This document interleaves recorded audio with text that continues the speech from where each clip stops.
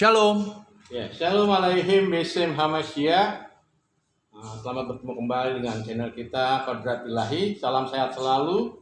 Ya, kiranya Tuhan selalu menjaga kita di dalam kesehatan dan menjaga dalam sudut apapun. Ya, hari ini kita kedatangan ada kawan kita, ya ada Mas Akras di tempat ini. Kita mau ngobrol-ngobrol tentang kerajaan Allah. Mungkin Mas Akras boleh jelaskan tentang kerajaan Allah ya menurut sudut pandang Mas Akras sendiri bagaimana? Gitu ya. Kita langsung main bola nih. Oke. Mau berdoa nggak apa-apa? Iya, monggo. Kalau mau doa dulu boleh. Jadi langsung saja nih. Iya. Kesempatan sore ini kita Iya. itu hanya Iya. ditemukan untuk membahas sesuatu materi yang ini adalah sesuatu yang memang harus kita sadari. Karena kalau manusia tidak menyadari ini, maka dia hidupnya akan kehilangan arah. Maksudnya kehilangan Tujuan. arah ini, iya. Jadi tidak ada tujuan hidup yang hakiki. Sedangkan di dalam kitab-kitab kan tertulis dengan jelas bahwa ada kalimat kerajaan Allah. Sebelumnya saya mengucapkan terima kasih atas undangannya. Iya, sama-sama Mas. Kalau kita berbicara tentang kerajaan Allah, ini barangkali akan sangat asing didengar oleh kalangan mayoritas. Kalangan mayoritas di mana tempat kita tinggal di sini. Maka perlu kita membesarkan nama itu, membesarkan kalimat kerajaan Allah itu, supaya terbangkit kesadaran-kesadaran dari manusia-manusia yang masih belum sadar akan apa itu kerajaan Allah. Nah, dalam kesempatan ini puji Tuhan, Mas Maneke mengundang kita untuk membahas kerajaan Allah. Jadi saya belum masuk kepada inti materi pembahasan kerajaan Allah. Kalau menurut sudut pandang Alkitab sendiri, saya bicara Alkitab di sini karena kita kan hidup bukan hanya berpedoman kepada satu kitab. Karena kalimatnya di situ ada kitab-kitab di dalam kitab itu sendiri. Iya, betul. Jadi saya walaupun masih asing gitu, secara tradisi dalam lingkungan terhadap apa itu Alkitab, gitu. Tapi saya menyadari bahwa setiap kitab-kitab yang ada sebelum saya hidup itu adalah tuntunan hidup bagi manusia sebenarnya. Iya. Kitab apapun itu yang berasal, yang ditinggalkan oleh Musa, ditinggalkan oleh Yesus, Ya. ditinggalkan oleh Muhammad, yaitu semua kalau kita masing-masing mengakui kitab masing-masing yang benar, maka akan terjadi pertikaian kan? Ya. Maka saya di sini tidak ke situ ranahnya. Jadi kitab-kitab itu adalah sama semua untuk manusia. Jadi kita memahami kerajaan Allah, ngambilnya dari mana? Dari kitab itu. Nggak boleh kita mendefinisikan apa itu kerajaan Allah berdasarkan dari pemikiran pribadi kan? Maka kita harus berpedoman kepada kitab-kitab itu. Nah, kalau yang tertulis di dalam kitab ya, kerajaan Allah itu sendiri bahkan sudah dikatakan bahwa itu tidak ada di sana dan tidak ada di sini kan gitu. Artinya ada di mana? Kalau orang tanya kerajaan Allah adanya di mana sih?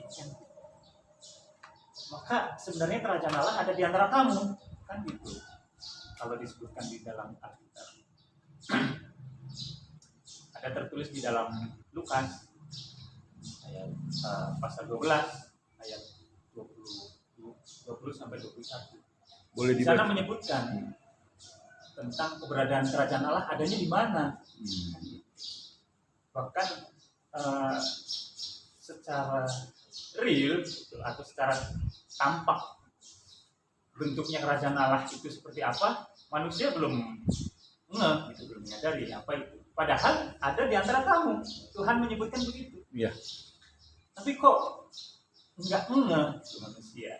Ada di mana kerajaan Allah? Apakah nanti setelah kita mati? Tapi ayat itu menyebutkan ketika Yesus masih hidup. Artinya pada masa Yesus hidup, berbicara kepada murid-muridnya, dia berkata bahwa kerajaan Allah ada di antara kamu. Jadi nggak jauh-jauh, dan nggak usah kita ngebayangin yang belum pernah kita ke sana. Iya. Alam setelah mati. Iya. Karena kan Allah itu Tuhan orang hidup. Jadi semasa kita masih hidup, masih punya kemampuan berpikir, maka perlu kita memahami apa itu kerajaan Allah, supaya kita sadar ada di mana. Di dalam dunia ini kan ada yang namanya dualitas atau kesepasangan. Kalau ada baik, ada buruk, ada tinggi, ada pendek. Ada kerajaan Allah, berarti ada kerajaan yang bukan Allah. Iya. Kan gitu. Nah, kalau kerajaan Allah sudah tertulis di dalam kitab tadi disebutkan ada di antara kamu. Mau cari kemana lagi kita? Iya. Makanya kalau di dalam falsafat ya, falsafat Jawa atau orang-orang filsafat ini mengatakan bahwa kalau kamu ingin bertemu dengan Tuhan, kenali dirimu kan. Jadi jangan cari keluar, cari ke dalam diri, cari ke dalam. Artinya kalau dia mencari keluar, dia belum mengenali gitu, apa yang ada di dalam dirinya. Nah, saya mau izin kepada Pak Rahman agak sedikit ini ya, panjang dikit lah. Nanti saya oper kepada Pak Rahman. Iya. Jadi berbicara kerajaan Allah, kita ada dua dimensi lah, katakanlah gitu. Kerajaan Allah secara lingkup kecil, ada kerajaan Allah secara lingkup besar, atau dalam hal ini ada alam mikrokosmos dan makrokosmos. Nah, tentu alam yang besar ini tentu berasal dari yang kecil kan. Iya. Apa yang dimaksud dengan yang kecil itu? Karena kitab itu pasangannya adalah akal manusia, maka kitab itu diberikan manusia. Kepada hewan dia nggak diberikan. Betul. Karena yang mampu menggunakan akalnya manusia. Betul. Maka ibaratnya kan kitab dengan akal manusia itu ibarat sebagai mur dan baut. Memang pasangannya. Cocok. Jadi mau dibawa kemana lagi akal kita kecuali kepada kita. Nah, dari kitab itu ternyata kita diberitahu di mana kerajaan Allah dan bagaimana cara mendapatkan dan bisa melihat itu. Kan udah dikasih petunjuk oleh kitab. Artinya kalau kita tidak menggunakan kitab-kitab itu sebagai pedoman hidup kita, maka kita tidak akan kenal dengan kerajaan Allah. Tidak akan kenal ya. Ya kenal menurut hawa nafsunya sendiri, prasangkanya. Kalau dia hidup mewah, serba berkecukupan, entah duit dari mana itu, dia pikir itu surganya bagi dia. Padahal tertulis di dalam Alkitab itu apa yang membuat kita ya bahagia atau berkecukupan secara materi ini itu bukan jaminan bahwa itu kita sedang berada di dalam kerajaan Allah yang hakiki. Artinya itu masih prasangka manusia bahwa hidupnya enak, berasal dari harta yang nggak tahu dari mana asalnya. Iya. Dari korupsi kah, dari hasil kejahatan kah, tapi dia hidupnya enak. Dipikir itu surganya, ternyata bukan itu. Karena perlu ya kerajaan itu, kerajaan Allah dihuni oleh orang-orang yang pusat kesadarannya bersih. Nah, dari sini maka perlu kita kita sebagai orang-orang yang sadar tentang kerajaan Allah itu berarti kita perlu membersihkan pusat kesadaran kita dari apa? Kan gitu. Kalau di dalam Alkitab itu terkutip ya syarat untuk masuk ke dalam kerajaan Allah itu dia harus lahir 2 kali. Artinya bukannya dia masuk lagi ke dalam perut ibunya, bukan. Iya. Tapi lahir secara ruh. Dia bangkit dari antara orang mati. Iya. Bangkit dari antara orang mati bukannya dia dipendam terus nongol lagi, bukan. Tapi dia bangkit kesadarannya dari keterkuburan kesadarannya oleh dogma, oleh doktrin-doktrin yang itu hasil dari rekayasa manusia. Kalau tidak keluar dari situ maka sulit untuk melihat kerajaan Allah. Iya. Maka harus hidup dulu tuh. Iya. Makanya Yesus kan dia mampu menghidupkan orang mati. Itu maksudnya bukan Yesus datang ke rumah duka terus mayatnya dicolek hidup, bukan gitu. Tapi dia memberikan pekabaran, menyampaikan firman. Iya. Sehingga firman sampai kepada pusat kesadaran orang yang disampaikan itu, kemudian dia bangkit hidup gitu dari antara orang mati, kesadarannya hidup. Iya. Nah itu salah satu pintu masuk untuk menuju kepada kerajaan Allah. Makanya kan Yesus diutus bukan kepada orang yang benar, dia diutus kepada orang yang berdosa. Betul. Kalau sudah benar, ya untuk apa diutus seorang utusan untuk memberitahukan yang benar kan gitu. Orang sudah tahu yang benar. Makanya Yesus diutus untuk memberitahukan kepada orang yang berdosa. Maka dia menghidupkan orang mati. Orang yang mati kesadarannya. Iya. Dikenalkanlah kerajaan Allah. Bertobatlah bahwa kerajaan Allah sudah dekat. Iya. Kan gitu. Dan pas waktunya kedatangan Yesus itu di penghujung zaman, ketika sudah mau menuju pada titik nadir kehancuran, kesadaran manusia benar-benar mati, maka perlu seorang pencerah. Kalau dalam bahasa yang baru saya dengar itu light worker ya, pekerja cahaya. Tapi Yesus ini dia menyampaikan, menularkan cahayanya untuk bisa dia hidup dengan terang gitu di dalam masa kegelapan yang terkubur oleh doktrin bikinan manusia. Iya. Karena manusia memang merasa pengen dirinya paling benar semua. Itu kan sifat iblis. Iya.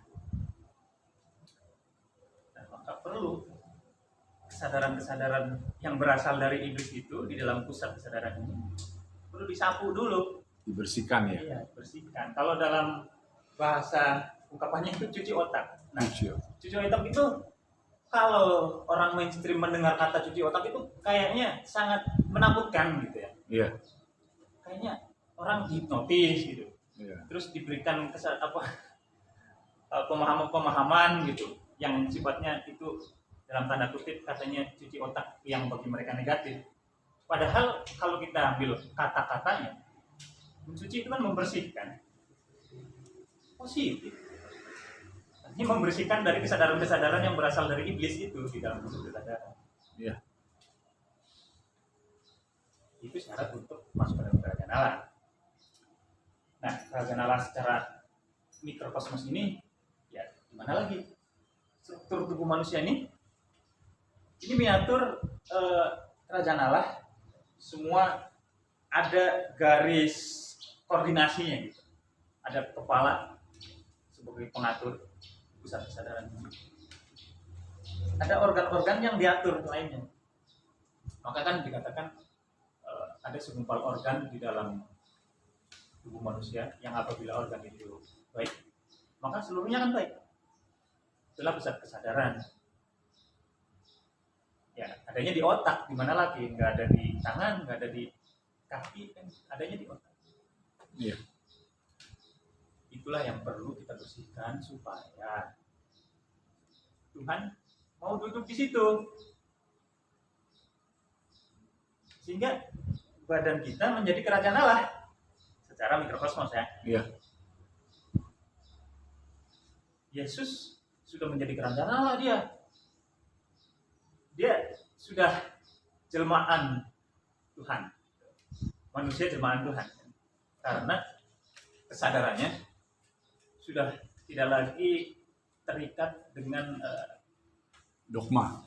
dogma dan kepentingan duniawi yang rendah. Iya. Pandangan dia adalah mengerjakan pekerjaan Bapa. Iya. Makanya disebut anak Allah, bukannya anak lahir dari perut terus bapaknya Allah itu gitu. Maksudnya Allah itu kan nggak beranak, bukannya Allah itu seorang bapak terus ngawinin seorang perempuan terus jadi anak, itu bukan. Iya. Tapi di sini kita berbicara maksudnya anak Allah itu secara energi, secara spirit ya. Jadi ruh Allah ada di dalam diri Yesus. Iya. Dan tidak hanya di dalam diri Yesus, seorang Musa pun begitu. Dia berkesadaran atas firman Allah. Dan setiap rasul, setiap zaman kan ada rasulnya masing-masing. Dari situlah kerajaan Allah ya. Itu sebenarnya nggak jauh-jauh. Maka bagi orang-orang yang merasa ya, artinya orang yang mengedepankan perasaan kan dia cenderung tertipu sebenarnya. Tapi bagi orang-orang yang berdasarkan tuntunan kitab suci yang berasal dari Tuhan itu, maka dia akan hidup dituntun oleh firman. Firman kan bukan tulisan, tapi tulisan itu berbicara kepada kita walaupun kita yang baca. Iya. Mulut kita bunyi, itu kan seolah-olah kita yang baca. Iya. Tapi sesungguhnya Tuhan sedang berbicara melalui kitab itu kepada kita. Jadi seolah-olah tulisan itu yang ngomong sama kita. Iya. Untuk memberitahukan tentang kerajaan Allah. Ini yang jarang disadari oleh manusia mainstream. Kalau bagi kalangan spiritualis, ya ini lebih mengedepankan ketenangan batinnya ya. Artinya dia tidak juga salah berusaha untuk supaya dirinya kenal dengan Tuhan. Iya, betul. Nah dari sini kita untuk mengenal Tuhan berasal dari kita. Nah di situ dijelaskan kerajaan Allah. Syarat-syaratnya bersihkan dulu nih. Yang pertama tuh ya. Iya. Yang pertama bersihkan dulu ya dari segala dogma-dogma. Maka di dalam Ten Commandment kan disebutkan yang pertama apa ya? Jangan ada Allah-Allah lain. Iya, jangan ada ilah lain. Iya. Nah, itu satu supaya Tuhan bisa duduk di sini. Iya. Bisa kesadaran. Pusat kesadaran. Sehingga mengendalikan kita untuk mengerjakan pekerjaan Bapa. Iya. Kalau ada tertulis di dalam kitab tuh, coba kita buka ya. Iya, boleh. Di kitab Kita buka, apa? Matius 12 ayat 28. Di Matius. sana disebutkan bahwa ini langkah awal ya. Langkah awal untuk menuju kepada kerajaan Allah, bahwa kita harus mengusir dulu kesadaran-kesadaran yang berasal dari setan ini gitu. Iya. Di dalam kesadaran ini supaya kita bisa kenal dengan kerajaan Allah. Jadi nggak asing kok kerajaan Allah.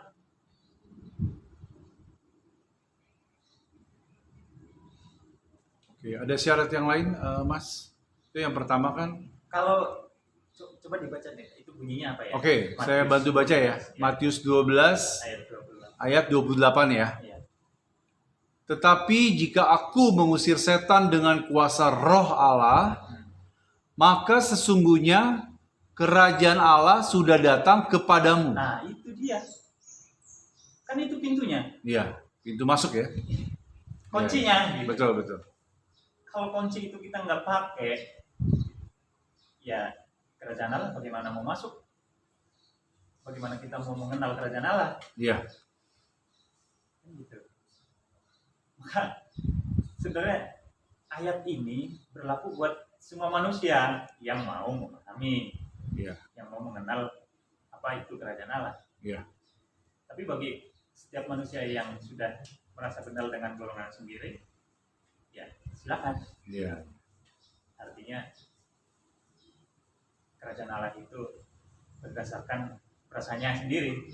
Tapi kalau kita merujuk kepada kitab, kita menyebutkan begitu. Iya. Maka tugas kita hari ini ciptakan dulu, adakan dulu itu kerajaan Allah dalam diri kita dulu. Iya. Karena sesuatu yang besar itu berasal dari diri kita. Iya. Mulailah dari diri kamu sendiri. Iya.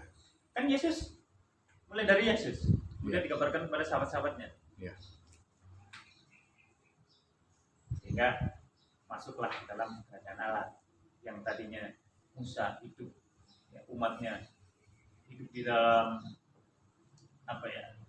belenggu perbudakan.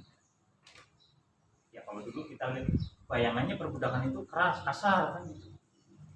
Dan hari ini pun secara halus dia sedang berada dalam zaman perbudakan juga. Secara halus ya. Diperbudak oleh hewan nafsunya sendiri kah? Iya. Atau bahkan diperbudak oleh orang lain. Nah, maka di sini kerajaan Allah itulah tertulis di dalam kitab. Nah, kalau di dalam Milah Abraham ya. Iya.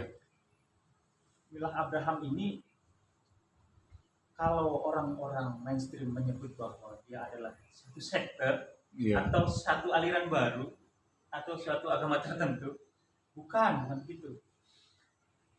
Yesus nggak bawa agama. Iya, tidak bawa agama.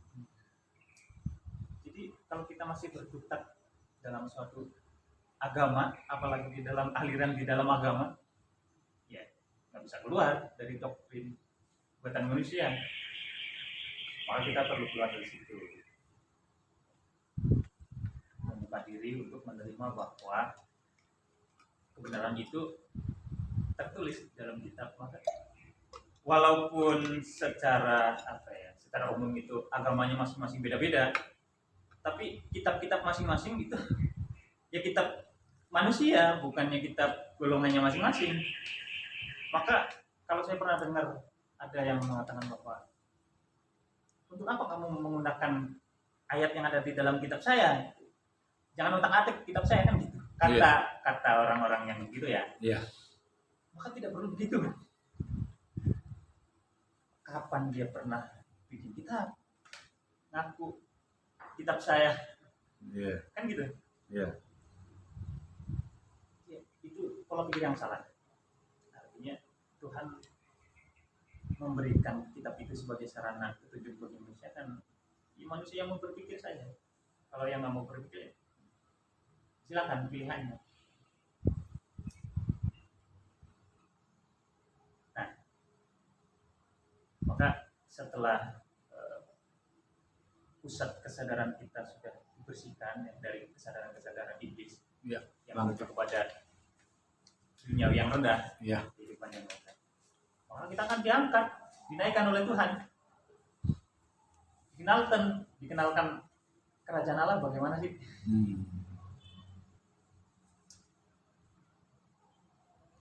Itulah yang disebut sebagai manusia baru. Manusia baru.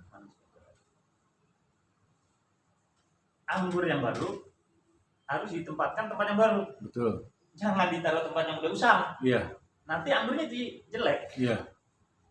Artinya firman Tuhan yang murni, yang berasal dari kitab, itu tempatnya pusat kesadaran yang bersih. Iya. Yang sudah dibersihkan. Kalau tempatnya masih kotor, Nggak bisa. ya nggak bisa. Maka perlu yang manusia tuh mengalami yang namanya kelahiran baru. Kelahiran. Syarat yang pertama tuh ya. Yang tadi pertama tuh. Coba kita buka Yohanes 3 ayat 3. Oke. Yohanes 3 ayat 3. Iya. Oke, saya bantu bacakan. Yesus menjawab katanya, "Aku berkata kepadamu, sesungguhnya Jika seorang tidak dilahirkan kembali, ia tidak dapat melihat kerajaan Allah. Wah, Itu dia. betul betul. Bagaimana mau melihat kerajaan Allah Betul. kalau dia masih terkubur dalam doktrin buatan Iya. manusia? Dia harus bangkit, Ya, jadi setuju. manusia baru. Bukannya lahir kembali dari perut ibu. Iya. Bukan, kita kan udah tua, badan gede, masa mau masuk lagi ke dalam rahim ibu? Artinya kalau ditelan secara letterlek itu ayat yang nggak nyampe, Iya. maka perlu pusat kesadaran ini bersih untuk mencerdasi ayat itu. Iya. Dan ayat ini bukannya wacana, harus diaplikasikan. Alkitab itu applicable, petunjuk untuk berkehidupan dari Tuhan. Iya. Maka harus kita buktikan ayat itu. Dipraktekkan. Barangnya harus ada. Iya. Dan sudah pernah ada. Sudah pernah ada dulu. Dan akan ada. Dan akan ada. Dan akan ada. Betul. Dan untuk mewujudkan yang akan ada itu, ya perlu dari yang sekarang membaca itu. Iya. Harus diaplikasikan ayat itu. Tambah tadi dan sudah ada. Iya, dan sudah ada sebelumnya. Dan sudah ada. Dan hari ini, kalau orang yang sudah mampu mengimplementasikan ayat itu, dialah kerajaan Allah. Ya. Artinya kerajaan Allah ada di dalam dirinya. Dia menjadi manusia baru, terlepas dari doktrin Iya. buatan manusia. Iya. Jadi perlu benar-benar murni, ya. Nggak ada tendensi apapun untuk menyampaikan firman Tuhan ini. Ya. Jangan ada sesuatu yang kamu ingini di dalam memohon kerajaan Allah. Karena kerajaan Allah harus dimulai dari diri sendiri. Dan kalau sudah ya, diri sendiri sudah menjadi kerajaan Allah ini, sudah mengimplementasikan ayat itu, sudah dekat kata Yesus. Kerajaan Allah sudah dekat. Sudah dekat. Artinya akan dianugerahkan itu kerajaan Allah. Kapan? Kan gitu. Karena Yesus menyampaikan kepada murid-muridnya, atau Tuhan menyampaikan kepada kita melalui kitab itu pada kondisi kita masih hidup, Ya. maka kita akan langsung merasakan itu, langsung membuktikan gitu, benar nggak sih ayat ini? Artinya harus real, harus barangnya ada. Iya. Artinya kalau kita sudah membaca ayat itu, tapi kondisi alam pikiran kita masih gelisah, masih terikat, terbelenggu oleh Dogma. kekhawatiran duniawi yang rendah dan dogma-dogma Iya. buatan manusia, ya artinya masih dusta itu, hanya ngomong, Artinya belum dilahirkan kembali. belum dilahirkan kembali, walaupun dia sudah membaca ayat itu Iya. dan tahu gitu Pak. Iya. Maka perlu benar-benar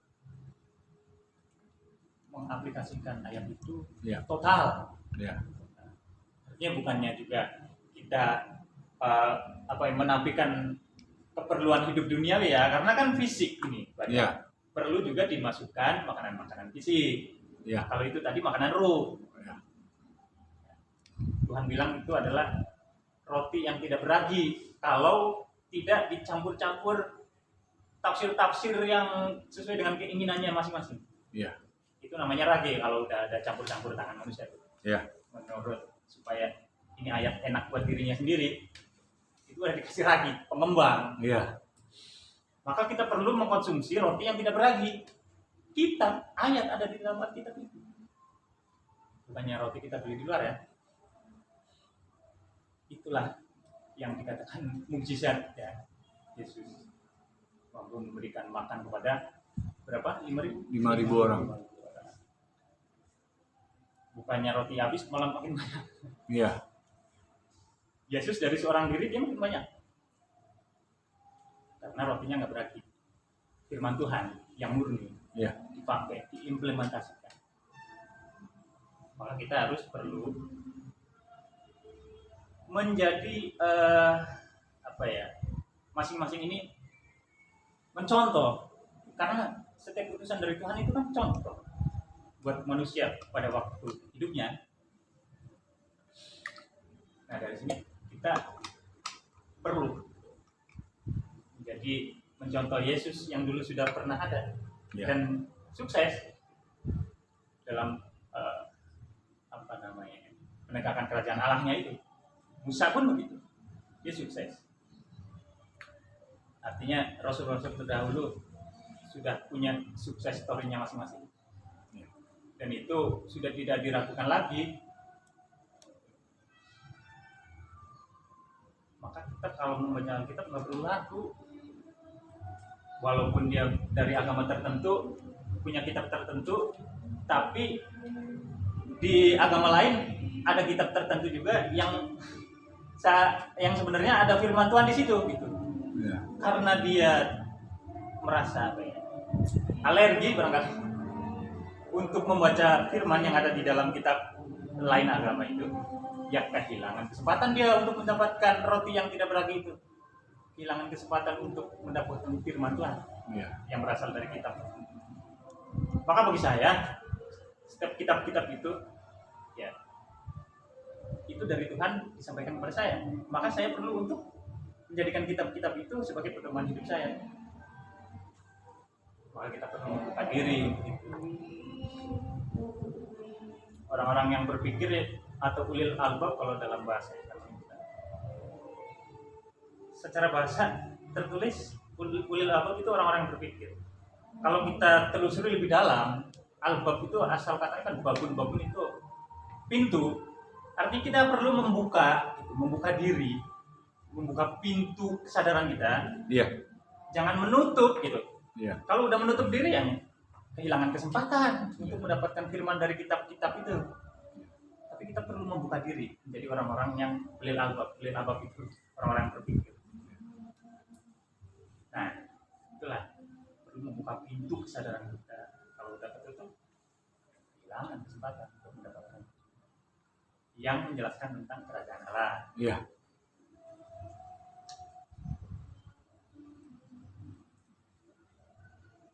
Jadi kalau kita sudah menjadi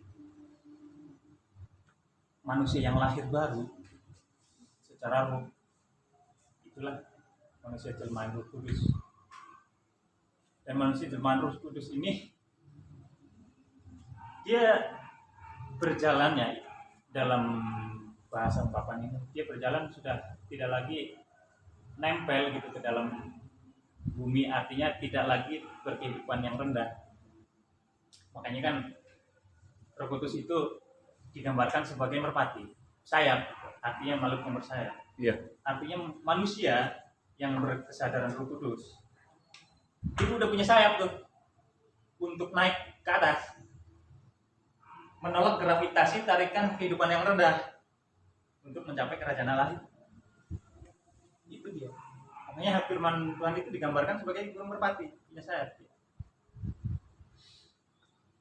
Ini bukannya cocok logi ya. Iya. Tapi kita melihat alam, gunakan kecerdasan kita untuk mencerdasi ayat yang ada dalam bentuk alam. Pohon pun ayat. Dia sujud mengabdi pada Tuhan. Apakah sujudnya dia nanti pohonnya melengkung? Enggak juga. Kan gitu. Akhirnya kita perlu membersihkan dogma-dogma bikinan manusia itu. Iya. Untuk memahami apa itu kerajaan Allah. Iya. Sampai sini saya sampaikan apa itu kerajaan Allah. Ya minimal secara mikrokosmos dulu ya, secara alam manusia dulu. Jadikan diri kita sebagai manusia jelmaan Roh Kudus. Tadi kan syarat untuk melihat kerajaan Allah, Iya. jadi manusia baru. Iya. Dan sudah dikatakan kerajaan Allah ada di antara kamu. Artinya sudah ada, kalau kita mau merujuk kepada makrokosmosnya ya, Iya. kerajaan Allah secara yang besarnya, sudah ada blueprintnya di dalam kepala kita ini, di pusat kesadaran ini. Yesus, dia udah punya gambaran apa kerajaan Allah itu bagaimana sih? Udah ada di kepalanya, Iya. pusat kesadarannya. Makanya dikatakan kerajaan Allah ada di antara kamu. Sementara itu yang dapat saya sampaikan terkait kerajaan Allah ya. Nanti kesempatan kita simak bersama-sama nih dari Pak Gabriel Rahman. Ya. Bagaimana kerajaan Allah dari sudut pandang ortodoks. Ya. Oke, sebelum kita dengarkan penjelasan dari Pak Rahman, dari teman-teman ada yang mau ditanya dulu nggak kepada Mas Akas? Ada yang mau tanya? Mungkin dari Pak Rahman sendiri ada yang mau tanya ke Mas Akas tentang penyampaian tadi Ya, dari sudut pandang kerajaan saya rasa Allah. nggak usah ditanya, nanti kalau ditanya malah banyak pertanyaan habis di masak. Oh gitu. Oke, kita dengerin penjabaran ke Pak Rahman dulu, baru nanti kita interaktif ya, tanya jawab ya. Ya. Oke, sekarang kesempatannya kita berikan kepada Pak Gabriel Rahman. Ya, waktu dan tempatnya dipersilakan Pak, monggo. Iya. Jadi kalau menurut tentang kekristenan, kerajaan Allah itu ya bukan satu hal kerajaan yang memang ada di bumi ini, karena dia hasilnya bukan dari bumi. Ya. Coba kita lihat dulu dalam Yohanes. Yohanes pasal 6 ayat 3 sampai 4.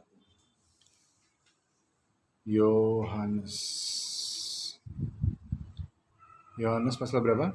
3 Ayat pasal 6 pasal 6 ayat 38 ayat 38 sampai 40. Oke, saya bantu bacakan Yohanes 6 ayat 38 sampai 40. Sebab aku telah turun dari surga Telah turun dari surga bukan untuk melakukan kehendakku, tetapi untuk melakukan kehendak Dia yang telah mengutus aku.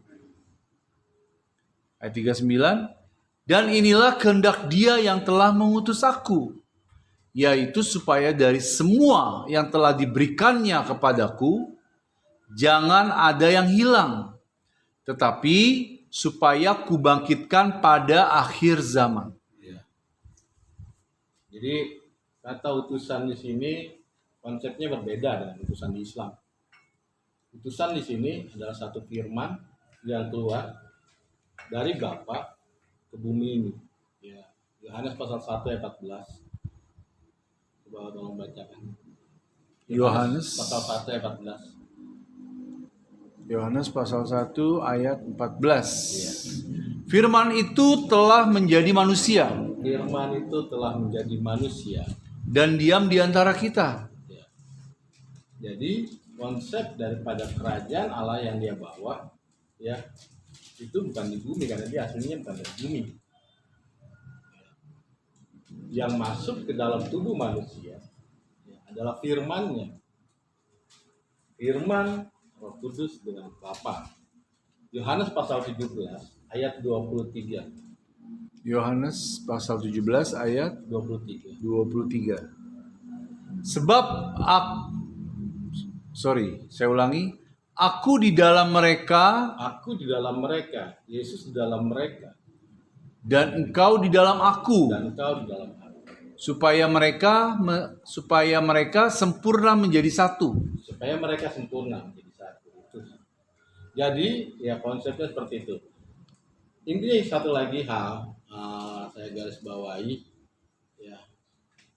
Beda Injil, konsep Injil di dalam Al-Qur'an berbeda dengan evangelium. Ya. Pada saat Yesus ada hadir di bumi ini, ya, perkanonan Alkitab belum ada dalam Perjanjian Baru. Dia masih memakai hukum tanah. Perkanonan Alkitab Perjanjian Baru atau hukum yang baru belum ada. Sebab yang disebut dengan evangelium atau kabar kesukaan itu dia sendiri. Sebab Yesus adalah firman. Ya. Konsep daripada Islam dengan Kristen, yang satu konsepnya firman menjadi buku. Yang satu konsepnya firman menjadi manusia. Ini sudah beda konsep di sini. Ya. Jadi menurut tentang kerajaan Allah itu sendiri, sebenarnya dirinya Yesus itu sendiri. Sebab dia katakan, aku di dalam mereka dan engkau siapa? Engkau itu ada Bapa, Roh Kudus dan Dia ada di dalam kita. Jadi konsepnya seperti itu, ya. Makanya kerajaan Allah itu sendiri, ya sebenarnya yang Yesus bawa dirinya itulah.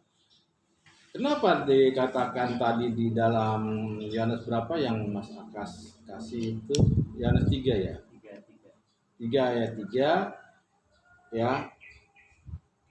Yesus menjawab kepadanya, aku berkata kepadamu sesungguhnya jika seorang tidak dilahirkan kembali, ia tidak dapat melihat kerajaan Allah.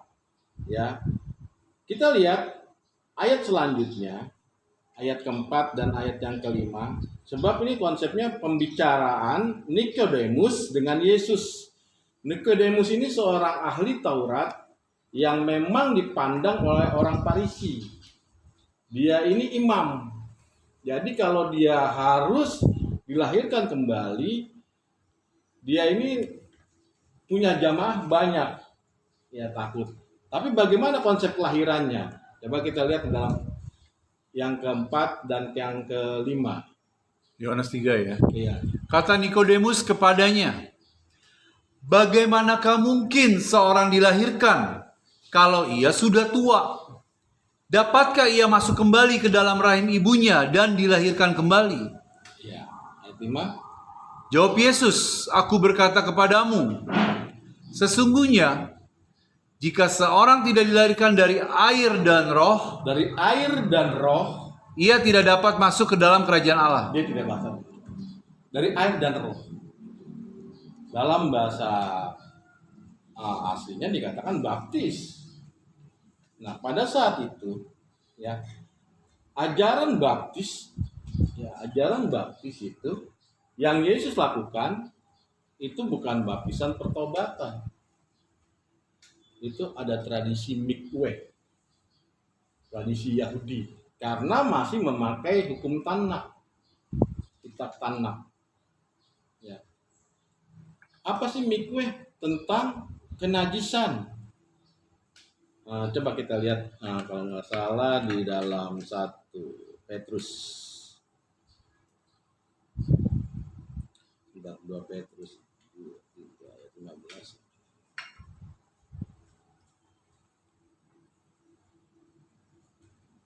1 Petrus 3 ayat 15 apa? 1 Petrus 3 ayat 15, tetapi kuduskanlah Oh, Kristus. Bukan. 1 Petrus itu 1 Petrus 3 ayat 15. tentang baptisan. Tentang baptisan kenajisan.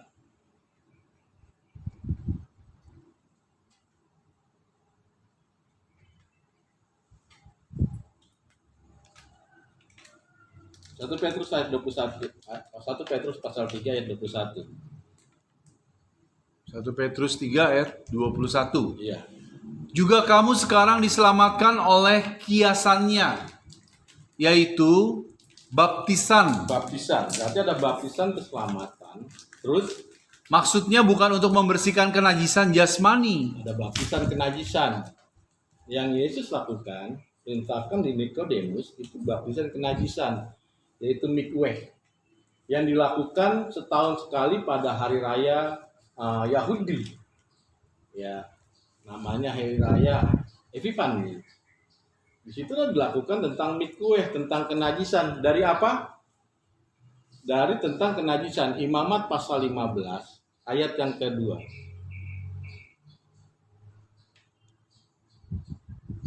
Imamat 15 ayat yang kedua. Berbicaralah kepada orang Israel dan katakan kepada mereka, apabila aurat seorang laki-laki mengeluarkan lelehan, maka najislah ia karena lelehannya itu. Iya. Kalau dibaca seluruhnya, yang wanita datang bulan, haid, itu harus dimikweh. Dalam Islam itu mandi junub. Ya, jadi tradisi junub sendiri ngambil dari hukum Tanakh. Dan itu sampai sekarang di Ortodok masih berlaku. Ya. Jadi yang dimaksud dengan tentang kelahiran, ini kelahiran dalam air. Kenapa dalam air? Ya. Tadi Mas Akas singgung dikit tentang burung merpati. Maksud simbolik di sini bukan berarti alam, tidak. Kalau menurut sudut pandang kitab Tanakh. Kejadian pasal 1 ayat yang kedua. Kejadian pasal 1 ayat yang kedua, bumi belum berbentuk dan kosong. Ya, Gelap gulita menutupi samudra raya, dan roh Allah melayang-layang di atas permukaan air. ya. Dalam konteks bahasa aslinya dikatakan Ruah Elohim Elmerah Efet. Ruah itu roh, ruah Elohim, roh Allah, Elmerah mengerami, Efet air. Jadi kenapa air dikerami? Nah, air ini sumber kehidupan. Semua penciptaan unsurnya air. Binatang apa yang mengerami? Unggas. Itu sebabnya simbolik daripada Roh Kudus adalah merpati, unggas. Dan itu sudah tertulis dalam kitab Kejadian. Bukan berarti tentang hukum alam. Ya. Jangan gambarkan tentang kitab Tanakh ya dalam pemikiran konsep manusia, akhirnya menjadi Nestorian. Ya. Kalau menggambarkan tentang Yesus hanya membangkitkan, itu pola pikirnya dibangkitkan, itu salah, karena ini memang sejarah. Dan pembangkitan orang mati itu banyak saksi, para rasul ya, tentang kematiannya. Yang hadir itu para rasul. Bagaimana bisa itu? Banyak yang menghadiri, banyak saksi, dan banyak ini. Apakah itu hoax? Ya. Jadi jangan konsepnya di dalam pola pikirnya, bagi saya ya, sorry sebelumnya, jangan mengkaji, melihat konsep sudut pandang Alkitab atau kitab sebelumnya dengan konsep Quran. Ya. Kalau di dalam Quran surat 51 ayat 56, nah ini konsepnya yang Mas Akas bilang. Ya. Quran 51 Ayat 56. ayat 56.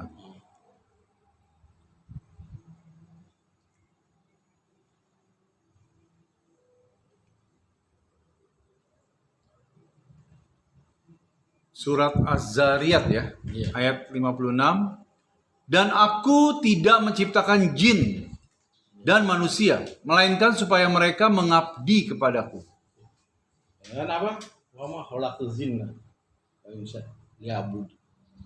Dan tidak kuciptakan manusia dan jin. Nah, jin di sini kalau kita lihat dalam mutosabi atau kalau kita nahu, itu adalah pemikiran jenius dari kata jin, sama juga dari kata malak, muluk ya.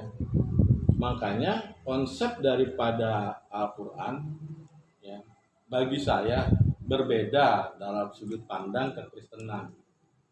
Ya, kalau dibawa tentang Alkitab masuk di dalam konsep keislaman, bagi saya kurang nyambung ya. Karena Alkitab itu harus kita lihat beberapa sudut.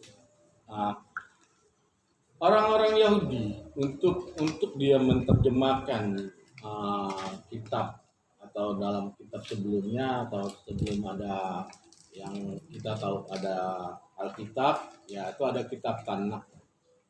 Itu di situ ada empat orang-orang Yahudi memakai tentang kesat, ya remos, dirasa, dan sat. Dan ini selalu berkaitan di dalam untuk penulisan daripada kitab Tanakh.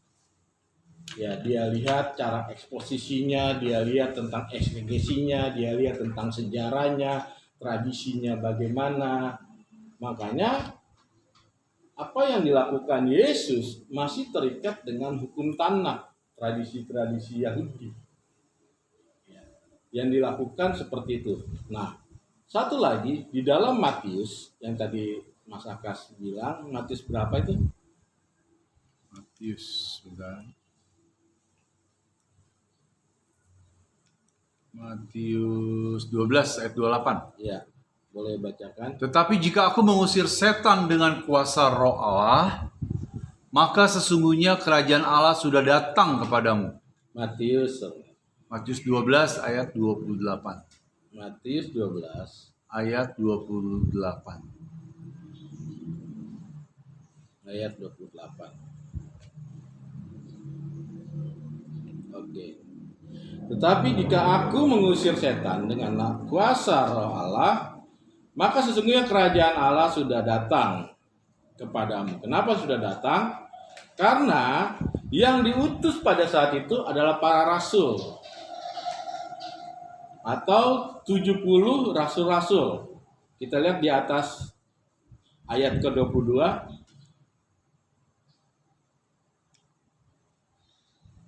Matius 12 ayat 22. Ya,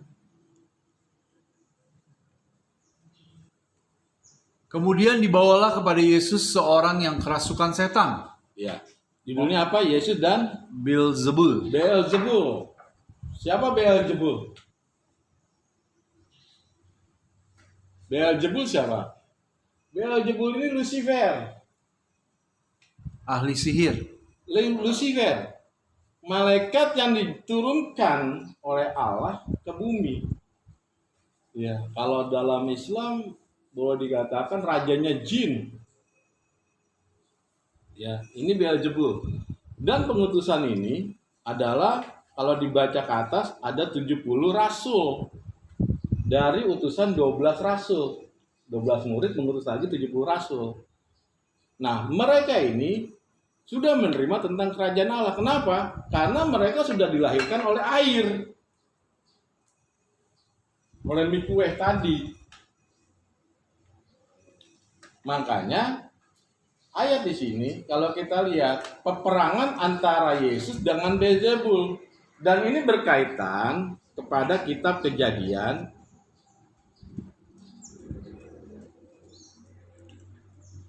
Kejadian pasal yang ketiga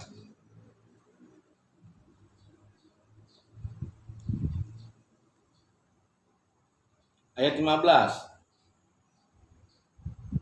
Aku akan mengadakan permusuhan antara engkau dan perempuan ini, Dan perempuan ini, siapa perempuan ini? Terus antara keturunanmu dan keturunannya.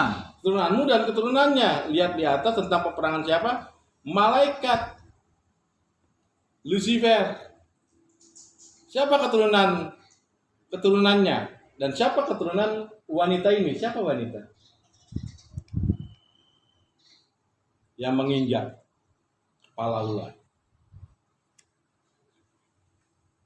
Yang menginjak kepala ular itu Yesus di Taman Getsemani. Siapa keturunannya? Keturunan Beelzebul. Keturunannya adalah orang-orang Farisi dengan orang Saduki yang tidak mau menerima Yesus. Makanya Yohanes katakan, "Hai keturunan ular beludak, bertobatlah."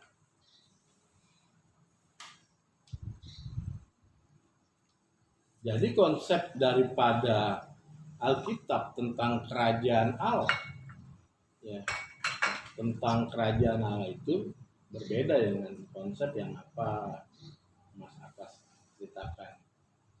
Ya, karena memang kalau saya perhatikan, ya maaf ya sebelumnya, kalau saya perhatikan masih memakai pola-pola tentang mutasabihat, pola-pola tentang nahu, ya. Tapi kalau di Alkitab, ya, Alkitab ini atau kitab Tanakh apa sih ini?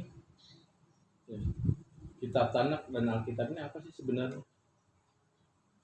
Sebenarnya dia adalah tradisi kebudayaan atau sejarah bagaimana orang-orang Yahudi bertuhan.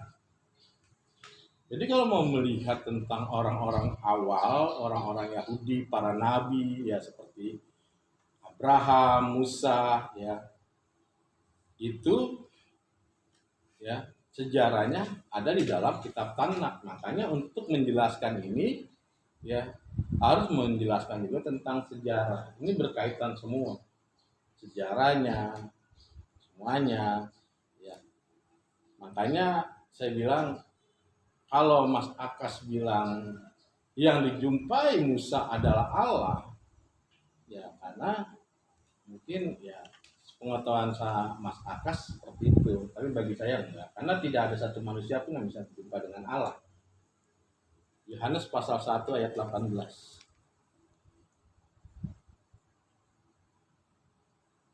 Yohanes pasal 1 ayat 18. Tidak seorang pun yang pernah melihat Allah. Tidak seorang pun yang pernah melihat Allah. Saya tanya, Ibrahim atau Abraham, Musa, orang bukan? Orang. Berarti dia pernah lihat Allah nggak? Belum. Belum pernah. Yang dilihat siapa? Tetapi anak tunggal Allah yang ada di pangkuan Bapa, dialah yang menyatakannya. Yang ada di dekatnya. Dia yang menyatakan. Itulah. Dalam Alkitab tertulis, dalam Alkitab itu Malak Yahweh. Boleh lihat nanti terjemahan konteks aslinya. Kenapa nggak dibilang Adonai? Kenapa nggak dibilang Yahweh? Kenapa ditulis Malak Yahweh? Karena memang yang dilihat oleh Abraham dan Musa itu adalah Yesus secara teofani, secara firman. Sebelum dia menjadi Kristofani. Karena dikatakan tidak ada seorang pun, mau siapa kek? Kalau ada orang bilang pernah lihat Allah, bagi saya udah nabi palsu. Bagi saya. Karena kepercayaan saya memegang tentang Alkitab.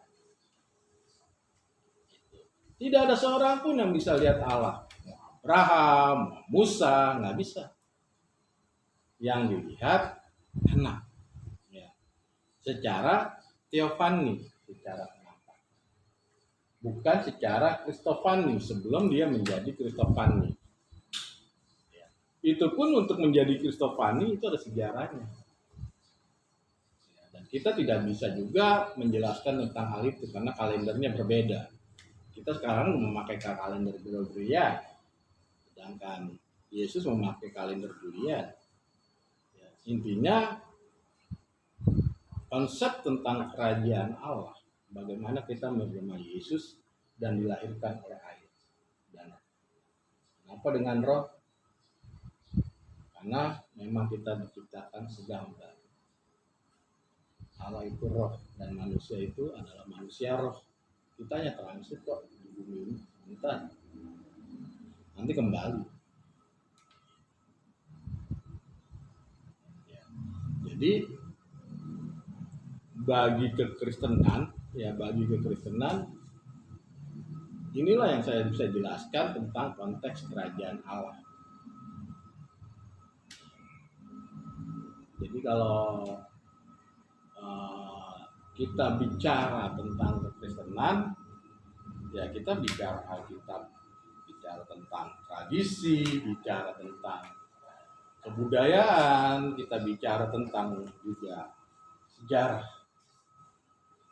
Jadi saya katakan bahwa kitab sebelumnya adalah tertulis tradisi dan kebudayaan dan sejarah bagaimana orang-orang Yahudi pada zaman dulu bertuhan. Ya itu aja yang dapat saya bagikan. Mungkin ada lagi dari Mas Akas tentang mau tanyakan, ya silakan. Oke, terima kasih buat penjabarannya dari Pak Rahman. Nah, sekarang kita buka kesempatan untuk saling menanggapi ya. Mungkin Pak Rahman boleh menanggapi Mas Akas atau Mas Akas mau menanggapi yang barusan Pak Rahman sampaikan gitu ya. Kan ini kan saya menangkapnya ini ada dari sudut pandang yang berbeda nih. Mohon kita coba mengklarifikasinya ya. Dari Mas Akas mungkin bisa menanggapi penyampaiannya Pak Rahman. Monggo, silakan Mas. Ini supaya kita ini ya diskusi cair aja ya. Oke. Ya. Interaksi. Karena perlu adanya acara semacam ini, Dialog. Iya. Ya, dialog. membahas firman. Betul. Bagi saya sih bukan dialog ya, bagi saya hanya sharing ya. Sharing. Kalau dialog kesannya gimana ya, nanti timbul belakangnya nggak asik kan. Oh, beda ya. Beda. Dialog sama sharing beda ya. Beda. Kalau Oke. sharing kan kita kan ya masing-masing punya pendapat ya. Bertukar Nah, pendapat ya. Itu masing-masing ya terserah Iya. mau nerima atau bagaimana, intinya pendapat masing-masing. Oke. Monggo Mas Sakas dilanjut. Gitu kan. Jadi yang namanya kita membawa wangi-wangian dalam bahasa Amsalnya ya. Memang kadang seseorang tertentu dia ada suka wangi mawar. Padahal kita punya wangi melati. Maksudnya wangi-wangian di sini ini firman Tuhan gitu yang berikan berita ukiran ini. Nah, kita sifatnya sharing di sini. Iya. Sharing, berbagi makanan langit lah.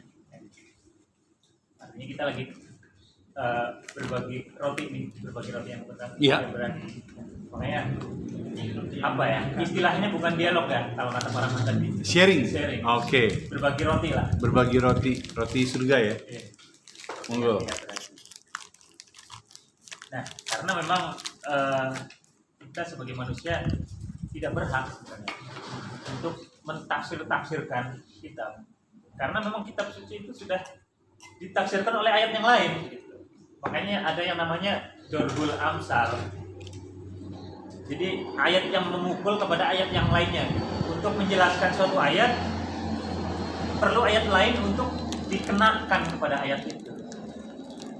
Itulah cara kita untuk memahami amsal-amsal yang ada di dalam kitab.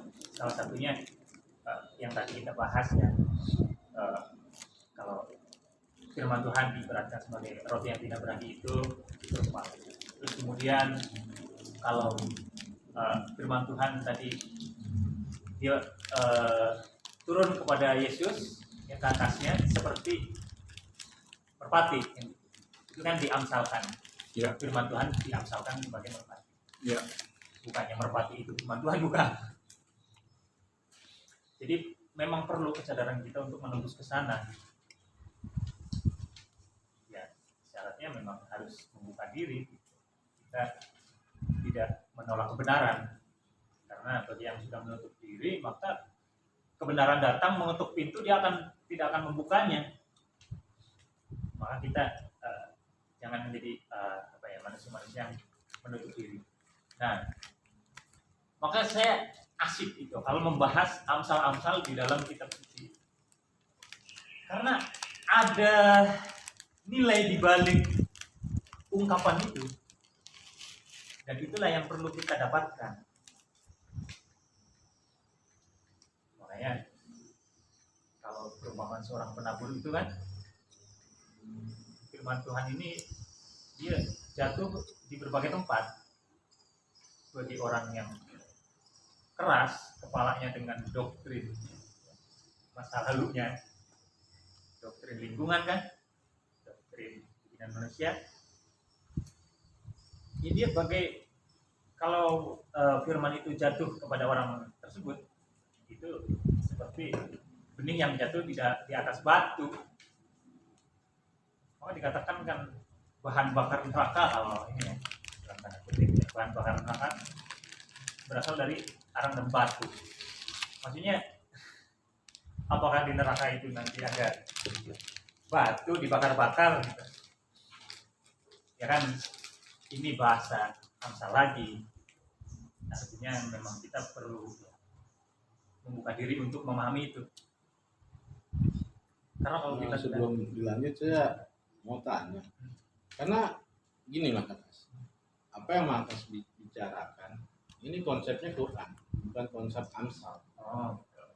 Di Alkitab nggak ada tuh bahan bakarnya arang dan batu. Kita kan mengambil apa ya, kata-kata yang ada di mainstream. Nah, makanya maksudnya biar saya ngerti nih. Iya. Sebab kalau di Alkitab saya pikir Orang Nabat saya Nggak tertulis. belum ditemukan ini. Kalau dia Al-Quran saya tahu, Ya. karena saya hafal dua-duanya. Kalau saya sih melihat apa ya, Bang? Apa yang terdengar di mainstream saya. Oh iya. Jadi itu yang terdengar. Maksud saya jangan dibilang di Amsal, orang bingung nanti. Yang denger, oh di Amsal dicari nggak ada lagi.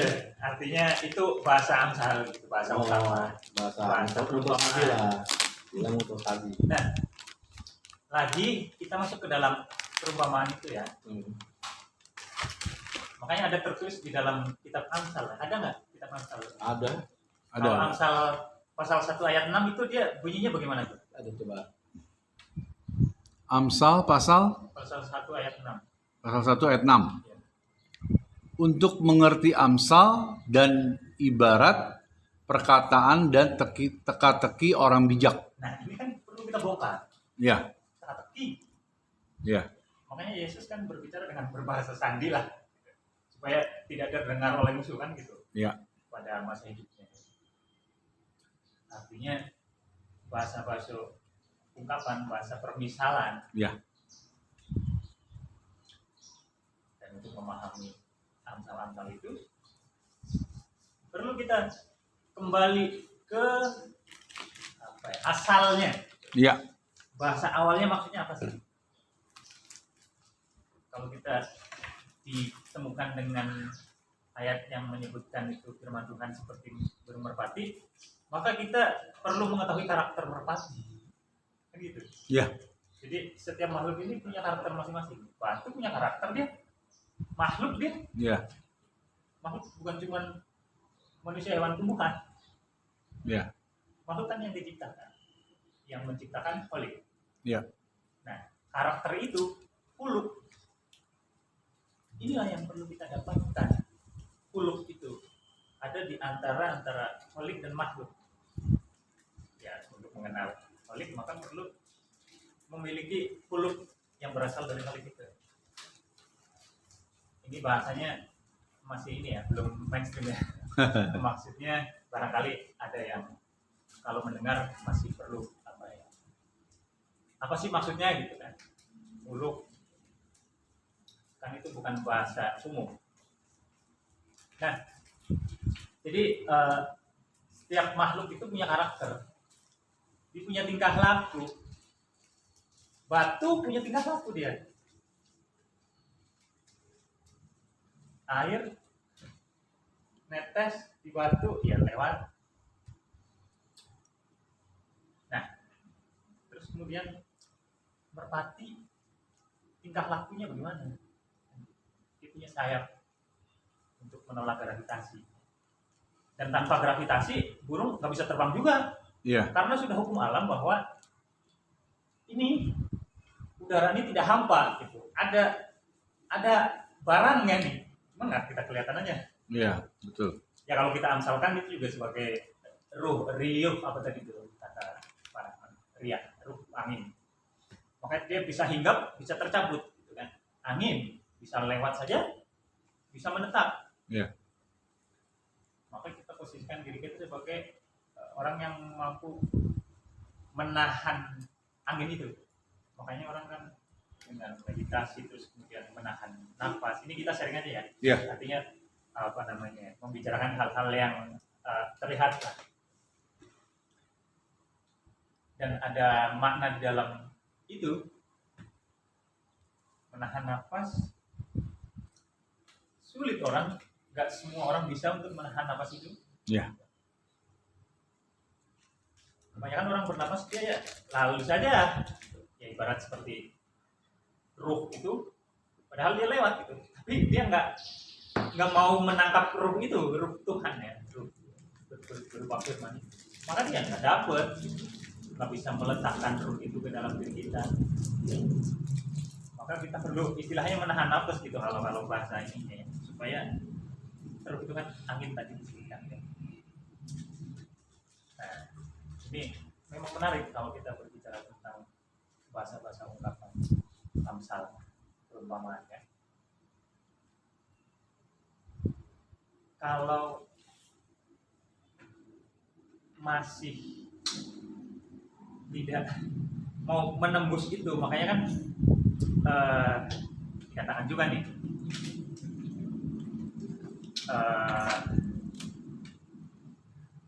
cahaya itu atau firman itu sebagai cahaya yang tak tembus, yang berada terdapat lubang tapi tak tembus, sebagai lubang yang tak tembus. Itu di suatu kitab disebutkan lah. Makanya ini nggak umum kalau di kalangan Kristen ya. Iya. Bagi firman itu seperti cahaya yang tidak tembus gitu. Lubang yang tak tembus, di dalamnya terdapat cahaya gitu. Dan di dalam itu terdapat pelita besar. Artinya kan ada sesuatu di dalam, tapi kita tidak bisa nembus gitu. Tapi ada barangnya di dalam gitu. Maka perlu ditembus karena sudah ada yang menembus, yaitu cahaya itu tadi. Ya. Maka kita harus ibaratnya menjadi manusia cahaya gitu, supaya bisa menembus. Itu disebutkan di kitab itu ya. Kalau di kalangan Kristen ini belum umum, jarang itu. Nah, itu dia untuk menuju ke dalam kerajaan Allah ini tadi kita harus menjadi makhluk ya, jelmaan Roh Kudus tadi. Makanya saya kalau berbicara tentang perumpamaan itu tentang pada silih bergantinya malam dan siang itu kan terdapat tanda-tanda bagi orang yang berpikir ya. Iya. Bagi orang yang mau membuka diri untuk memahami itu, Ya. menembus itu. Maka kita perlu menembus itu. Apa sih maksudnya? Tanda apa sih gitu, yang dipesankan oleh ayat itu? Silih berganti siang dan malam. Itu ada hubungannya dengan kerajaan Allah. Dan nanti kita bahas di sesi selanjutnya kalau punya kesempatan lagi. Oke, siap. Mungkin itu yang dapat saya sampaikan ya terkait sharing-sharing ya. Nah, Oke. sekarang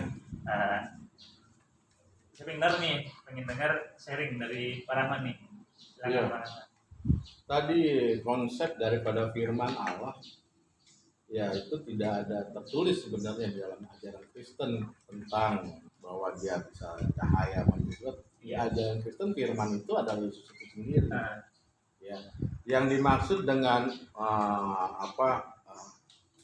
ruah itu roh Allah. Roh Allah itu adalah Roh Kudus sebenarnya, bukan firman. Apa sih Roh Kudus? Roh Kudus itu adalah nafas. Nafasnya Allah. Hayatnya Allah. Atau dalam bahasa Aramik itu zat. Zatnya Allah atau energinya Allah.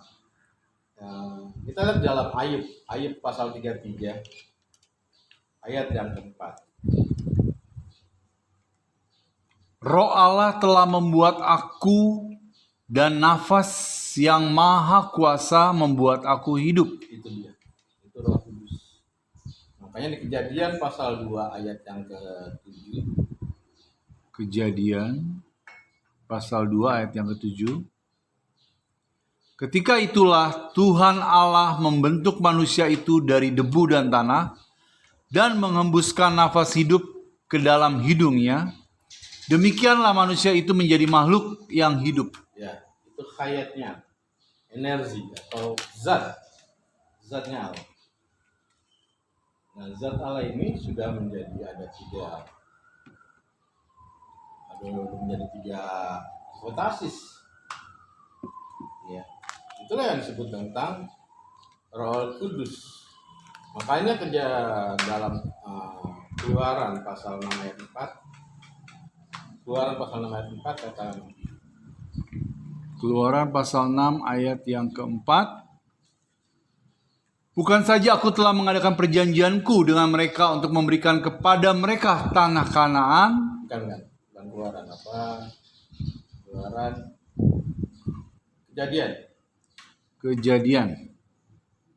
Kejadian pasal 6 ayat 4. Pada waktu itu orang-orang Ulangan sorry. pasal 6 ayat 4.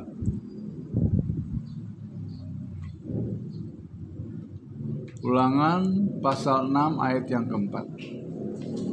Dengarlah hai orang Israel, Tuhan itu Allah kita, Tuhan itu Esa. Nah, disebut zat. Sema Israel Adonai Elohemu Sema Adonai Echad. Itu kan ikatan dalam konteks bahasa Yunani ya Echad. Dalam bahasa Arab ya Ahad. Allah Ahad. Artinya memang itulah zat atau hayat. Itulah ada 3 hipnotasis yang disebut dengan Tritunggal. Ya, jadi yang dimaksud ruah di situ bukannya firman. Karena di situ di Kejadian pasal 1 itu ada ruah, ada logos. Logos itu baru firman. Pada saat dia penciptaan, dia baru ada logos. Kejadian pasal 1 ayat 3.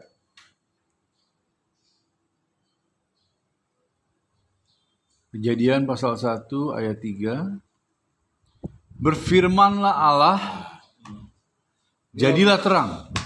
Lalu terang itu jadi. Berfirmanlah Allah. Ini logos, firman. Tapi di Kejadian pasal 2 itu ruah.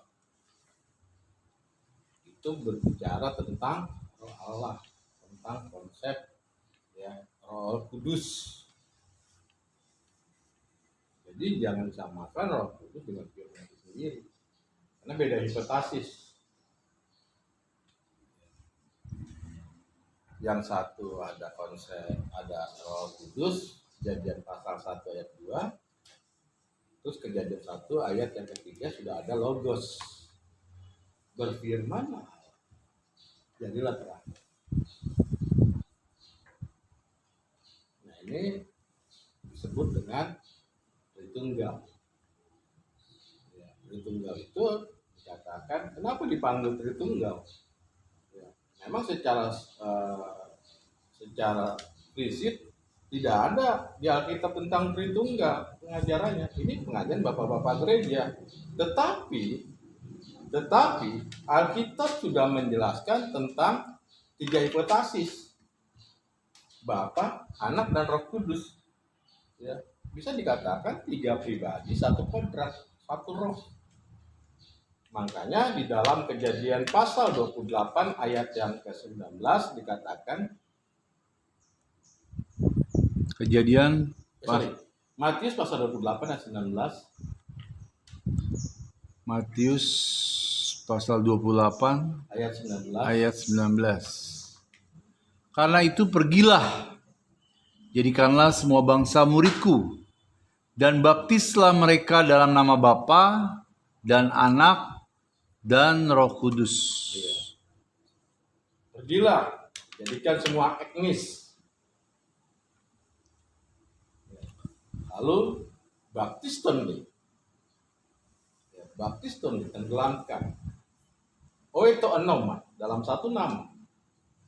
Namanya siapa? Namanya Bapa, namanya Anak, dan nama Roh Kudus, 1 nama.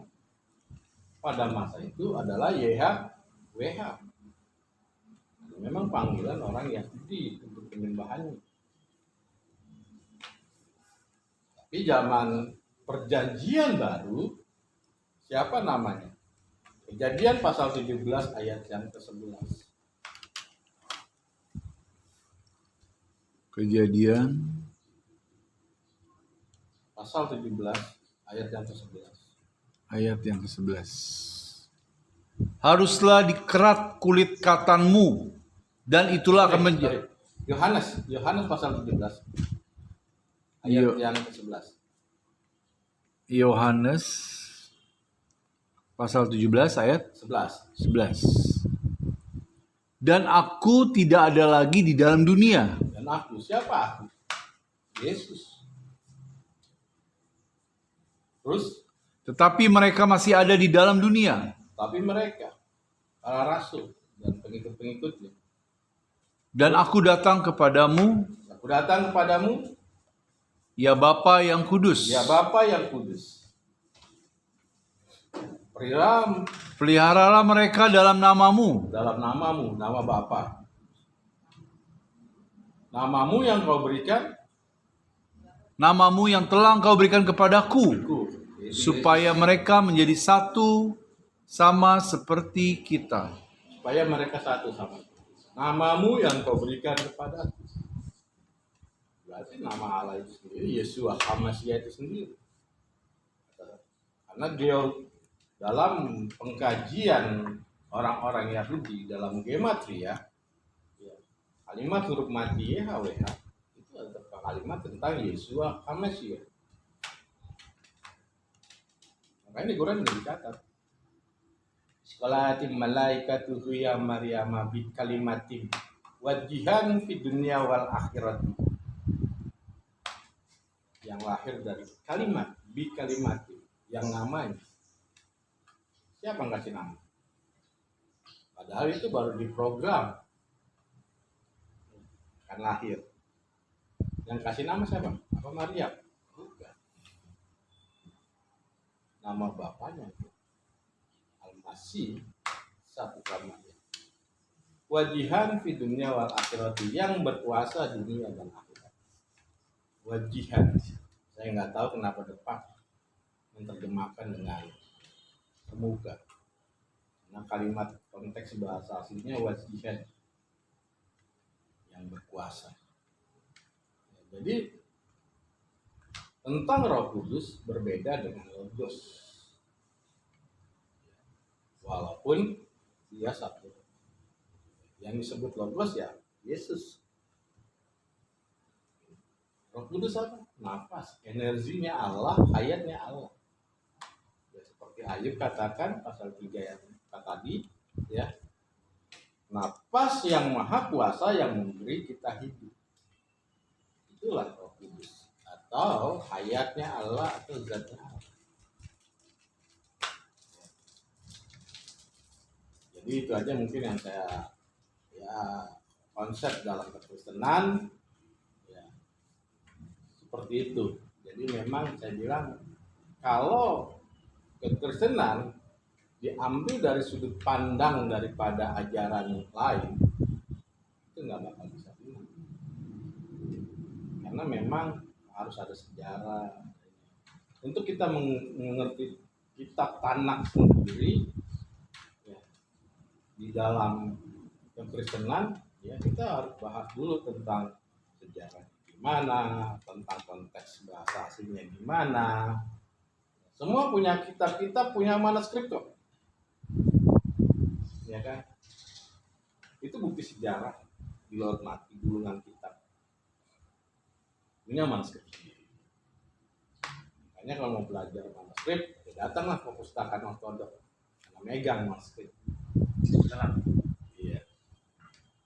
Kenapa kita nggak ini?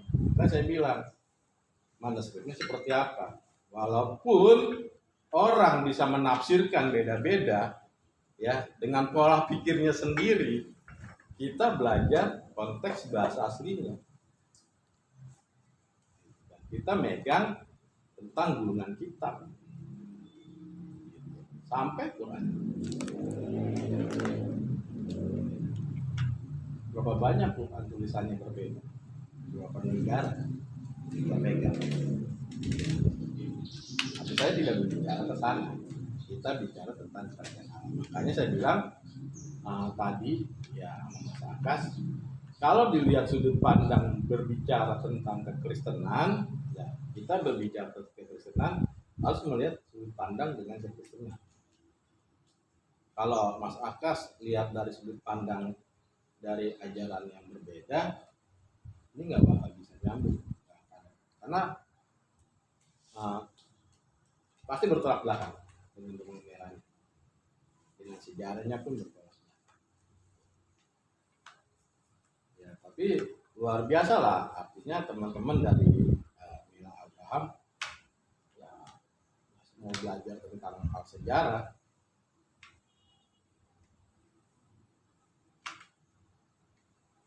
Dan saya pun belajar juga tentang hal itu.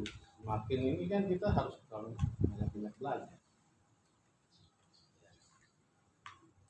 Dan itu belum kita berbicara tentang ya Apa sih yang para nabi sembah sebelum adanya Yesus menurut sudut pandang kitab Tanakh?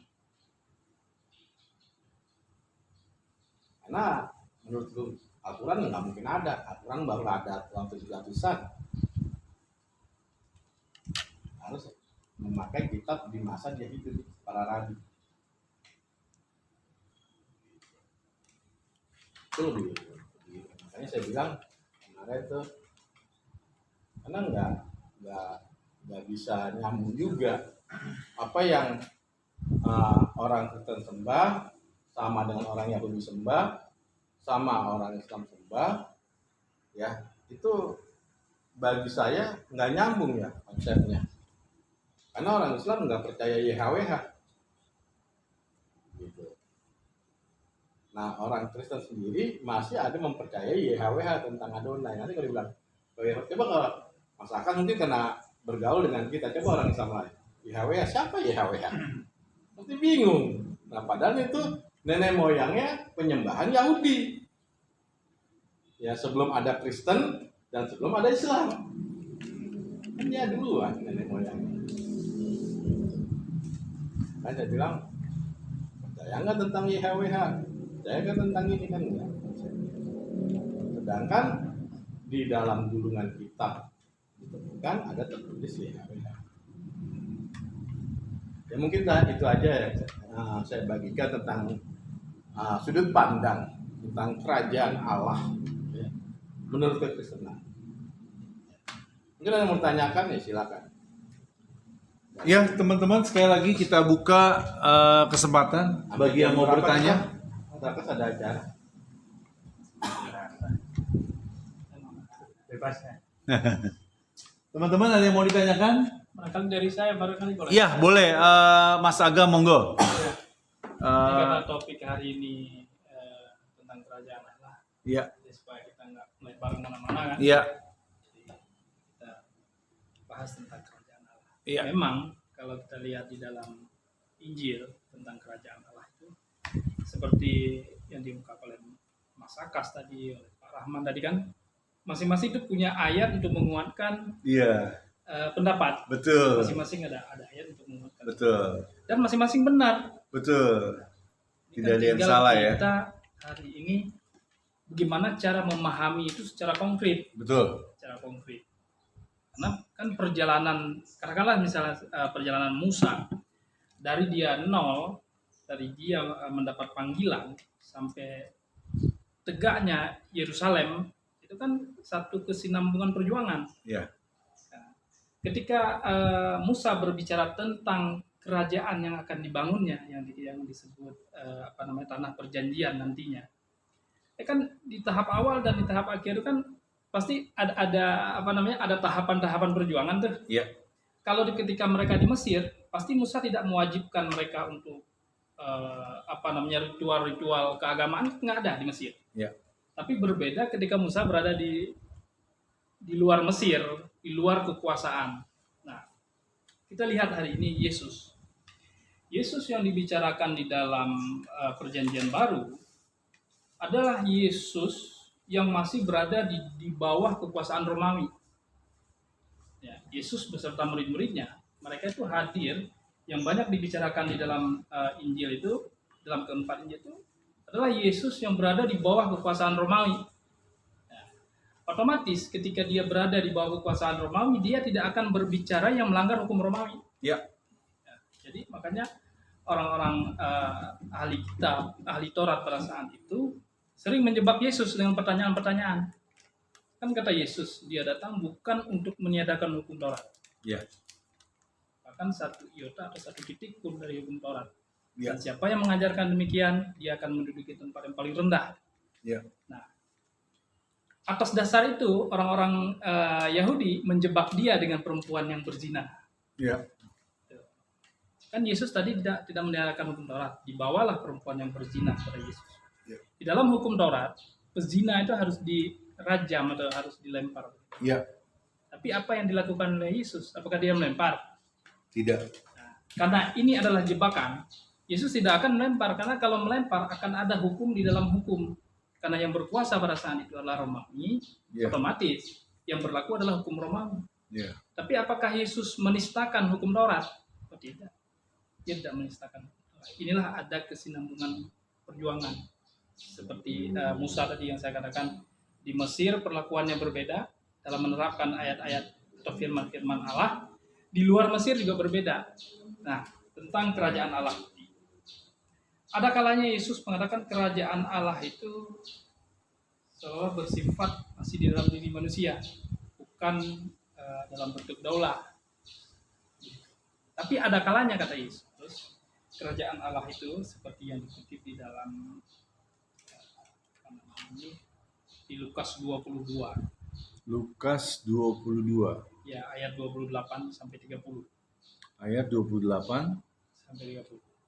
saya bantu bacakan. Kamulah yang tetap tinggal bersama-sama dengan aku dalam segala pencobaan yang aku alami. Dan aku menentukan hak-hak kerajaan bagi kamu, sama seperti Bapakku menentukannya bagiku, bahwa kamu akan makan dan minum semeja dengan aku di dalam kerajaanku, dan kamu akan duduk di atas tahta untuk menghakimi kedua belas suku Israel. Kalau kita simak ini dari awal sampai ke ayat ke-30, di sini ada kata-kata yang menarik. Ya, Kamu akan duduk di atas tahta ya, untuk menghakimi ke-12 suku Israel. ya, Dia berbicara tahta itu berbicara kekuasaan. Berbicara hakim. Namanya hakim kan harus ada lembaga kehakiman. ya, Bagaimana dia menghakimi ke-12 suku Israel kalau dia tidak punya kekuasaan? Itulah tadi saya bilang. Kerajaan Allah ini harus dilihat secara konkret. Ada kalanya kerajaan Allah itu masih di dalam diri, artinya masih berupa visi yang belum terwujud. Seperti Musa mengajak Bani Israel ke suatu tempat yang dia sendiri tidak tahu. ya. Gitu. Itu masih di dalam visi, belum terwujud. Begitu juga dengan Yesus. Kerajaan Allah itu mula-mula ada di dalam diri. Tapi nanti kerajaan itu akan diwujud. Karena berbicara tahta, berbicara kehakiman. Barangkali saya seperti itu. Ya, terima kasih. Mungkin Mas Akas dan Pak Rahman mau menanggapinya. Iya. Monggo. Kita lihat dalam konteks ayat ini.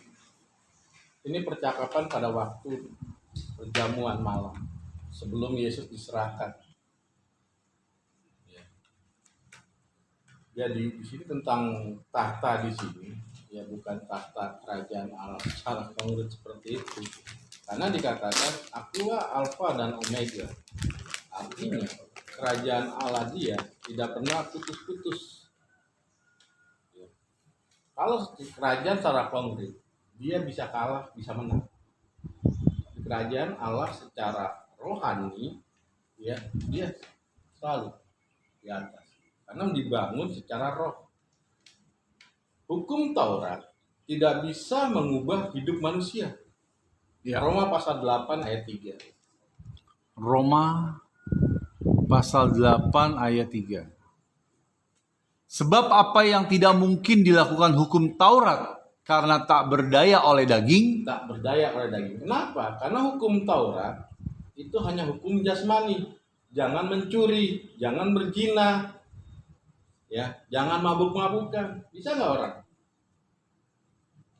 Sekarang banyak yang melakukan hukum Taurat. Maaf kata, ya saudara-saudara kita dari Islam hukum Taurat. Buktinya, warung remang-remang tetap banyak. Berzina tetap banyak. Karena apa? Memang daging itu lemah. Perlu ada perubahan dari roh. Makanya dikatakan di ayat selanjutnya, sebab apa yang tidak mungkin dilakukan hukum Taurat karena tak berdaya oleh daging telah dilakukan oleh Allah dengan jalan mengutus anaknya sendiri mengutus anaknya sendiri dalam daging. dalam daging. Karena Yesus datang yang diubah rohnya, bukan dagingnya. Karena dia tahu hukum Taurat hanya sebatas peraturan-peraturan daging. Dan itu pun nggak bisa karena manusia lemah. Karena apa? Karena manusia diciptakan oleh hawa nafsu kok. Sekarang saya tanya, siapa di sini yang nggak bisa, tidak berbuat dosa? Semua orang lemah. Ya. Semua orang lemah buat dosa. Ya. Nggak ada lah orang yang nggak bisa membuat dosa. Karena kita memang masih hidup dalam daging. Karena daging kuat, Ya, kuat sekali. roh penurut, daging lemah. Itu sebabnya yang Yesus tekankan itu perubahan dalam roh. Dalam rohnya yang dirubah. Itulah kerajaan. Ya. Kalau kita udah bisa buat damai di muka bumi, ya, luar biasa. Nggak ada lah orang ya tiba-tiba begini, ya tetap. Ya. Karena konsepnya ya beda. Ya, karena saya sendiri jujur dulu ya, konsepnya walaupun di mata organisasi itu baik ya, boleh FAI boleh ini tetap di mata Allah kan itu kan nggak mata manusia kita nggak tahu ya, boleh FAI boleh begini yang penting kita membesarkan tentang ya kerajaannya jadikan itu uluhiyah di dalam kehidupan ya, di muka bumi tetap artinya satu kejahatan ditanamkan di pola pikir tidak segolong dengan anggotanya kafir walaupun itu masih golongan mereka sendiri makanya Yesus datang yang dibicarakan Yesus ini adalah perubahan dalam rohani.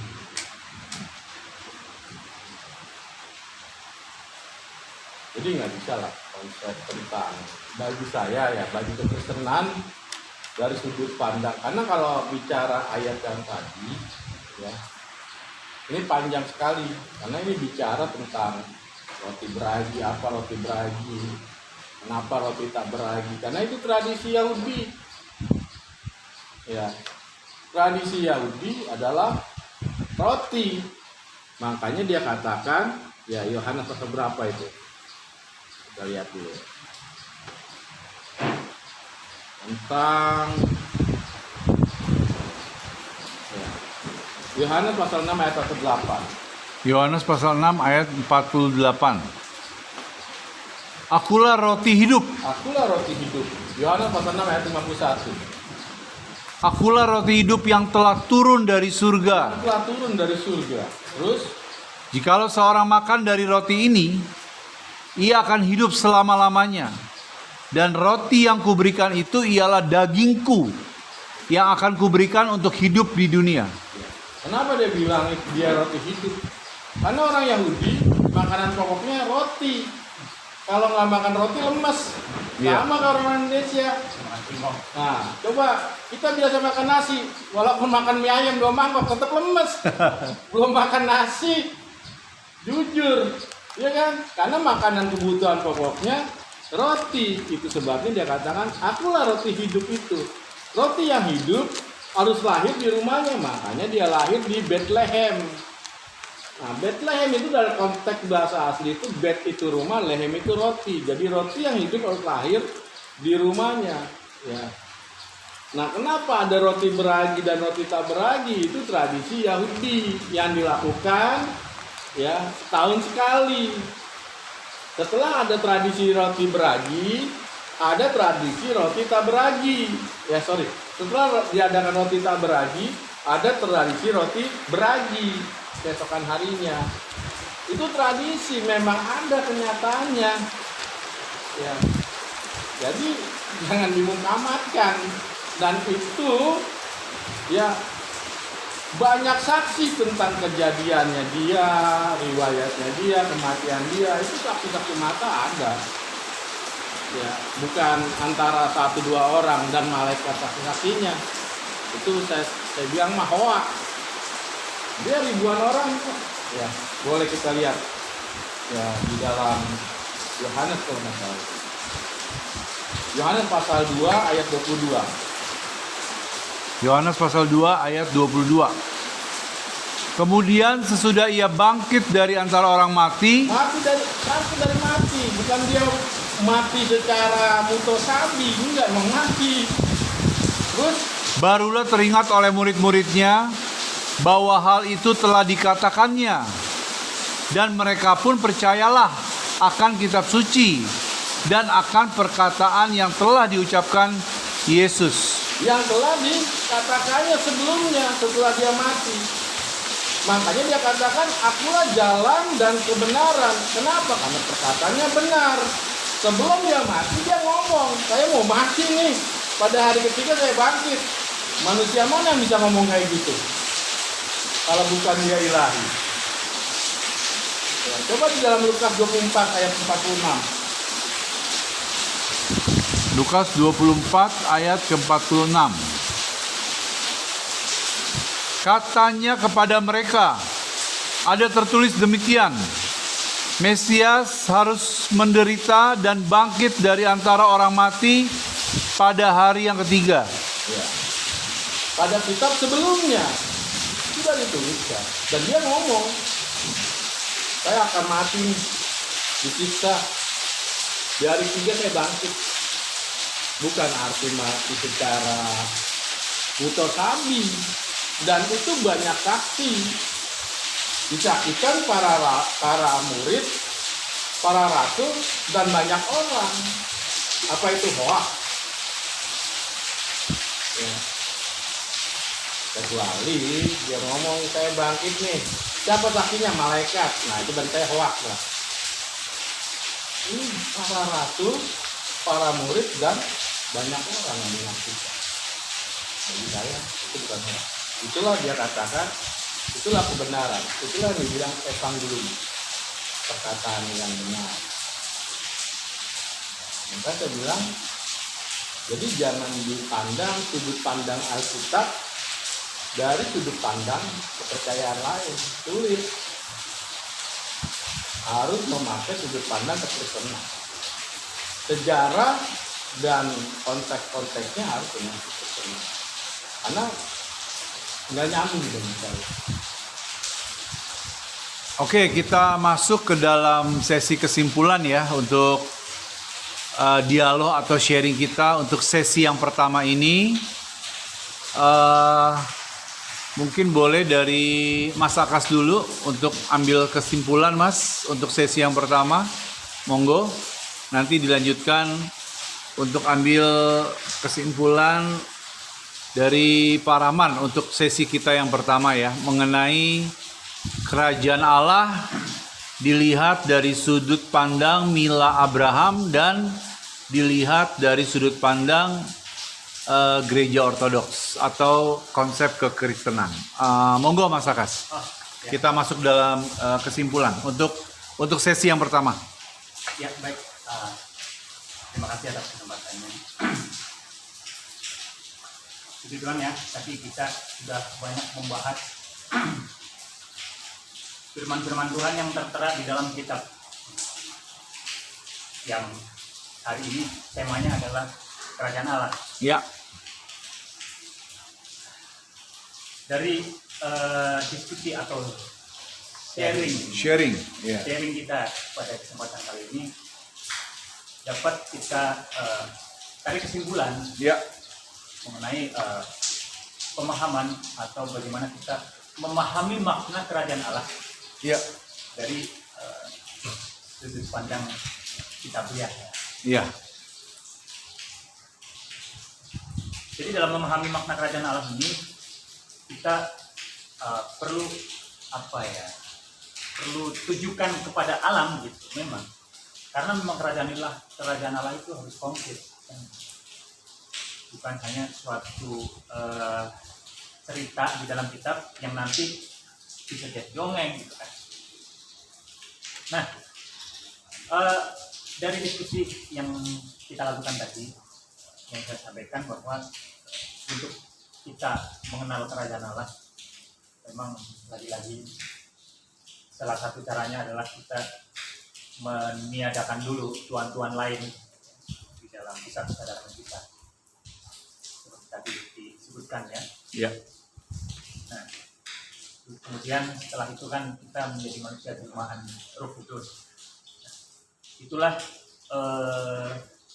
apa ya, manusia yang diizinkan masuk ke dalam kerajaan Allah. Ya.